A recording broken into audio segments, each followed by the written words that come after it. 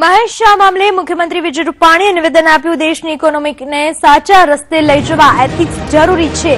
CA અને સીએસએ મહત્વની ભૂમિકા ભજવવાની રહેશે. મહેશ શાહ જેવા લોકોને ખોટી સલાહ પણ ન આપવી તમારા માથે મોટી જવાબદારી છે તેવું જણાવ્યું મુખ્યમંત્રીએ. ખોટા કામમાં આપણી સંમતિ ન હોવી જોઈએ. ખોટા કામના સર્ટિફિકેટ તો બિલકુલ ન આપવા જોઈએ.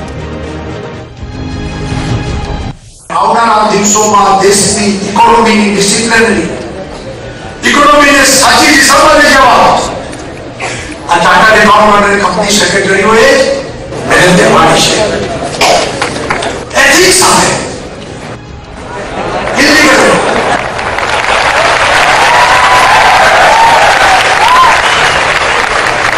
મહેશ શાહ જેવા લોકોને ખોટી સલાહ પણ નહીં આપવાની.